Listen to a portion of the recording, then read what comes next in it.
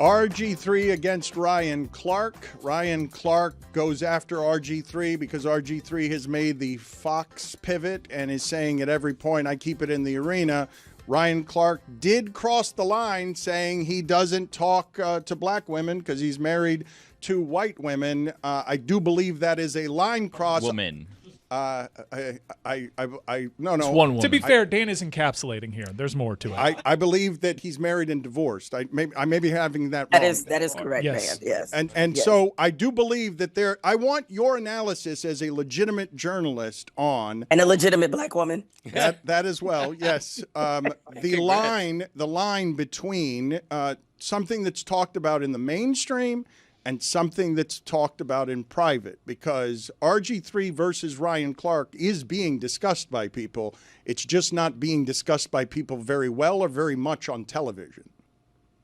Well, I definitely understand why RG3 reacted and responded that way. Anytime you start bringing in somebody's family, you're going to get a reaction.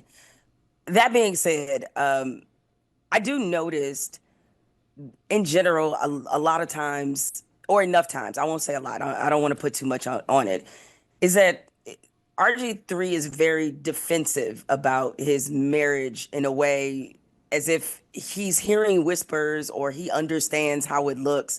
And he's brought his marriage into things before, right? Like him being in an interracial relationship. It feels like a lot of times he is apologizing for this or trying to defend this. And I'm like, who you trying to defend it to, bro? Like, if that's who you chose to marry, be okay with it, stand on it, and that's the end of it. But in other things, he has done that, right? And so, which, always strikes me as a bit strange that you would feel like you need to defend what you have clearly chosen. And I'm like, I don't think there's a legion of black women that have a problem with that. Now, that being said, I think the reason I understood why Ryan Clark brought that into the mix, whether or not it crossed the line, I think you can easily make that point that it did. But I do get why he did, because this Angel Reese, Caitlin Clark thing, which I was like, man, why did this happen like just a couple days into the WNBA season? There's a lot of tropes. There's a lot of narratives. There's a lot of underlying racism that is going on underneath what we see, or what should be just seen as purely a basketball rivalry. I would love if we could see it in that context, like hard foul, flagrant, understood why it was called. Yeah, there was a reaction. Let's move on. I would love for that to be the case. But ever since they met in the national championship, that has not been the case. It is, I know we made the comparisons to Magic and Bird, but I think it's even a little bit more intrinsic or a little bit more deeper than that, because black women are constantly up against certain tropes when it comes to behavior, when it comes to looks, when it comes to all these things. And you're talking about a league where the majority of women are black. You had a third of women who are LGBTQ plus. And the way that this league is often talked about, presented by people, is a reflection of how people feel about those two groups. And Angel Reese is caught in the firestorm of that, particularly as she has this, whatever you want to call it, rivalry with Caitlin Clark. And there are narratives that are following Caitlin Clark as well. And when you speak to black women, there's a lot of black women who are huge fans of Angel Reese. And I think part of the reason that fandom is as strong as it is, in addition to her being a basketball player who's accomplished a lot and what she's already accomplished in the league with the double doubles, in addition to her ability to play, is because there are a lot of black women who look at Angel Reese and can relate to some of the things that she has gone through. They can relate to the fact that this is a woman who is very unapologetic about who she is. And it kind of reminds me how a lot of black men, I'm not saying, obviously, socially, they're very different. So I don't want people to run away with some headline saying I'm calling Angel Reese Muhammad Ali. But a lot of reasons that black athletes love Muhammad Ali is because of his unapologetic nature, because he wasn't afraid to talk, because of what he stood on.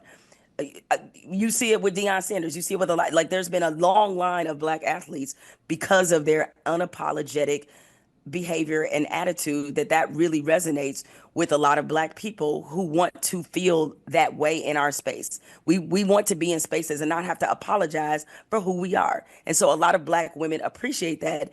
So I think inartfully and maybe clumsily, what Ryan was trying to explain is that if you talk to Black women and understand why they ride for Angel Reese and why that right now she is the hero they both need and deserve, then maybe you can understand why what you said was so hurtful to a lot of Black women in particular. I think that's what Ryan was trying to say. I haven't talked to Ryan. I don't know. But yes, of course, naturally, RG3 was going to respond when he brought in his wife. He's basically saying, like, hey, you don't even know Black women enough to understand why what you said would set them off. So that's where we are with this right now. I thought that Juju Gotti was great on this subject in the post-game show yesterday. I will ask you what's fair or not fair in the commentary that you've seen around this, because when you invoke Magic and Bird, and it's the only thing like this I've seen, you know that Magic went out of his way to be more palatable and cross the gulf of whatever he had to be at the time in order to be somebody who was marketed by and for the NBA the way that it was. The thing that I wanted to ask you, though, is I think it's being not talked about enough how much these two women have to play each other because there are so few teams in the league. And so the sparks keep rising on this. So what's fair and not fair here? Fever, I tried to tell you. Because sparks and fever are rising. And Liberty. Well, no, less so.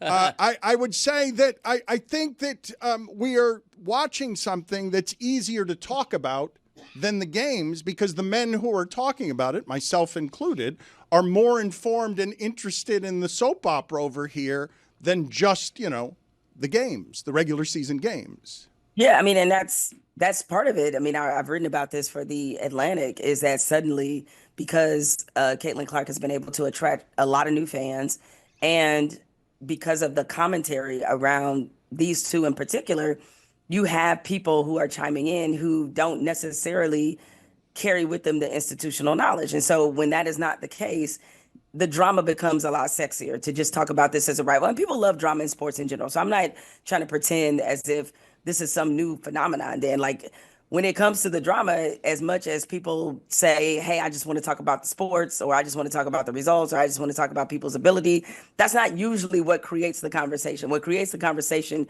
is some stuff that's happening that is larger than what is going on between the lines. And I guess what I have always not liked about this conversation was some of the things that RG3 said, is that he immediately went to, you can tell she hates her. And it's like, what? How can you tell that? Like, they are competitive and they are rivals, and I get it. And if anything, I will be willing to concede this. I don't pick up that Angel Reese has a personal hatred of Caitlin Clark. What I do pick up from Angel Reese, because she said it, and I like to go with the face value of what the athlete actually says, is I think she resents the fact that she can't have her separate story away from the Caitlin Clark drama. Like, Caitlin Clark can have her separate story. Like, when Caitlin Clark is in any press conference or whatever, unless she's playing Angel Reese or it's something specifically that they have done together that is happening in the moment, she is not asked about Angel Reese at all. She's asked about thousands of other things about her ability as a basketball player. Angel Reese is always routinely asked about Caitlin Clark. And I think she resents that part of it, is the fact that, like, hey, I can't even have my own identity. I can't even have my own identity outside of this storyline that has been following me since college. And if we recall, when Angel Reese announced she wasn't coming back to LSU, when she was in tears, no one had any sympathy for her when she talked about these same men now that are chiming in about Angel Reese and, talking about her behavior and all this. When she cried before the public and told you part of the reason she was leaving LSU was because of all the racial animosity that she faced. They had no sympathy for her. And so she is carrying this chip and she is carrying this resentment, but I don't think it's about Caitlin Clark. I think it's about the way that people have talked about her and about the lack of, frankly, grace that they have shown her through since that moment where she, trash talked Caitlin Clark and flaunted that she won a championship. They have painted this woman out to be so villainous, and we forget how young she still is, that naturally she's wearing a lot of that on her sleeve. So I thought RG3, he's entitled to his own opinion, but I thought his analysis missed the mark and it was unfair, personally.